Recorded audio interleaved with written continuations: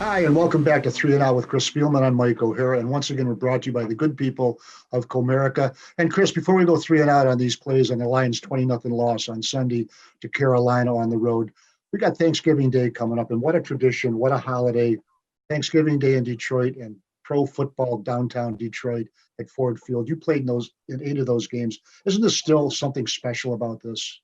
Absolutely, Mike, and I think it's a little disappointing for everybody involved because of obvious reasons. No fans are going to be there, but it's still meaningful, and the players have to understand that hopefully the fans are supporting them at home and making them part of their family tradition, which is the Detroit Lions. It was part of my family tradition. I didn't even grow up a Detroit fan, so. And then to top it off, I think it's important that there's still a lot to play for. I mean, they're not out of the playoff hunt. And I know people after a game like they had against the Panthers think that's laughable. I don't. I know the NFL is a week-to-week business.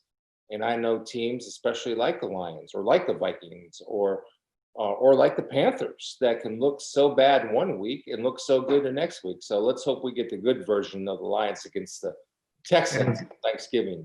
We got the Houston Texans coming in with Deshaun Watson, one of the stars of the National Football League. Speaking of stars, Chris Spielman, for your work on Fox, we do these videos and you look at the plays and all that from week to week. But actually, you were there at Carolina to watch the game from start to finish. What was your bottom line takeaway, absent of the X's and O's, of just the performance you saw by the Detroit Lions against a team playing a backup quarterback who'd never started a game in a National Football League, PJ Walker? So one of the benefits of my job is to talk to coaches all around the league and just to hear different philosophies. Okay. And the one thing that I've taken away and that I've learned, and something that if I were ever a coach, this is what I implement. It's the number one rule that I would have is that the players play for each other.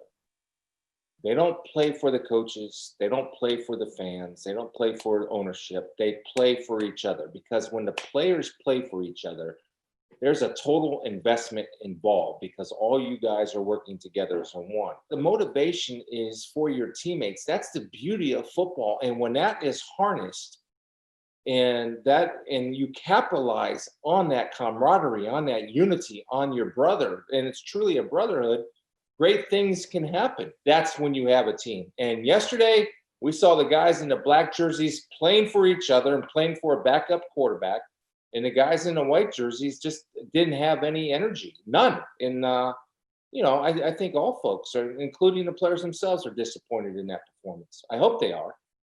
Let's go to the replays now. We're going to start off with the second series in the first quarter. The Panthers start their possession at their own 5-yard line. They convert a 3rd and 3 for a first down, and they drive 95 yards in 11 plays to a 1-yard touchdown run, plunge, whatever you want to call it, by Mike Davis for a 7-0 lead. The Lions started out here where they tried to, I think, get P.J. Walker to sneak the football with that late shift. Now, they're shifted down, so the quarterback sneak is not as available. See that wide spread? See how that open that center is? See the shift right there? That's to take away the quarterback sneak. The problem is I think it's a little bit too late because they're not ready to go on the snap. And what happens is Shelton and Pennicini, I believe, they're too high. You see, look at 65's got pad level on Pennicini. 64 has pad level on Danny Shelton. The other thing, 75 Herons comes in, and you see Amara, the fullback, number 40, knocks him outside. When he knocks him outside, he cuts off Jalen Reeves-Maybin coming, who's an unblocked player.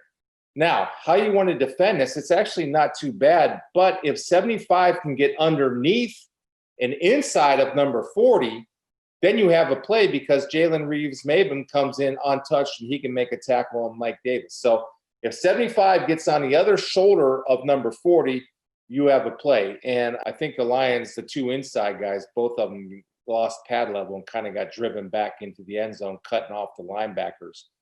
But it's an open play if 75 can get underneath number 40 to kick the ball outside to Jalen Reeves-Maybin. Okay, we're going to move along now. It's still 7-0, and they're driving in the second quarter and deep into Detroit Lions territory. Amani Oruwariye interception in the end zone. Break it down. Show us what happened on this play. I'll tell you, Amani does a super job of playing two. And he's going to take away Robbie Anderson in the flat, but then he's reading the quarterback's eyes, and he knows that the threat is that back pylon in the end zone. And so just by reading the quarterback's eyes and having a great break on the football, he's there to intercept the football. And this is just you can't play it any better than he does play it. He takes away Robbie Anderson down here, number 11. Then by reading the quarterback's eyes, he baits PJ Walker. And now he gets depth because he knows there's something behind him. So that comes from film study and film work. And by that play, you thought the Lions would get some momentum. Anytime you can get an interception in the end zone, it's a huge turnover because it could be a possible 8-point swing, right? If they go for 2 or even hold them to a field goal. But by taking it away by a great play, a well-coached play, you can tell he was coached to do that. And he's prepared for that play, and just superb football by Amani. And that's good to see. He's a young corner that seems to be getting better, Mike, in my eyes. We're going to move along to the touchdown pass for PJ Walker, his first in the National Football League, to Curtis Samuel, who you know well from Ohio State. Break it down. Tell us what happens here. Well, actually, the Lions are in pretty good shape, and Desmond Trufant starts out in good shape. See, Desmond has outside leverage. Now, why is he playing on the outside shoulder of Curtis Samuel? You see, he has Deron Harmon inside. That's where your help is with Deron Harmon. And so the one thing you want to do is play on that outside shoulder to in, not on the inside shoulder to out. But Curtis runs a nice little route here. Then Desmond loses his leverage to where his help is. His help is sitting right there at the goal line. He gets beat to the outside where there's no help because everybody else is manning up underneath. And PJ Walker, remember, talked about, and this is worked on in practice, where he's throwing before he's aiming out of the break. But his aiming point is the back pylon because he knows it's a receiver's job to get to that back pylon. And Desmond gets a little bit of trouble. He looks back at the quarterback. And once he looked back at the quarterback, there's a little bit of separation created by Curtis Samuel. But I think Desmond, if he stays on that 0, that's the outside shoulder because that he's in position then to cover the back pylon. And if Curtis would happen to break inside, he knows that he has Ron Harmon sitting on the goal line. So it's just about, again, it's about being in position. We saw on the first replay, Heron lost position. He did not bounce the ball to the on-block player. Result was a touchdown. That's when Coach Patricia gets on his press conference and says, okay, we got to execute better. I got to coach better, and we got to play better. And that's what he's talking about. That's a lack of execution, in my opinion. Real quickly now, they're 4-6, and a lot of us are saying, okay, they're dead. Going into Thanksgiving Day, what does this team have to play for?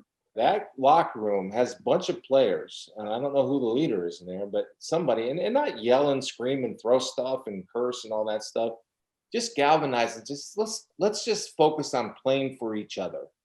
Let's just play for each other. By doing that, the benefits reaped or be benefits for us, benefits for the coaches, and benefits for the fans, benefits for ownership.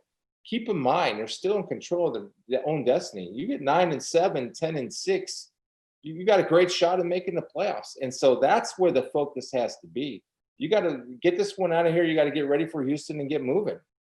All right, well, Thursday at Ford Field, the Houston Texans against the Detroit Lions. The Thanksgiving Day special continues again in downtown Detroit. We'll talk about it next week.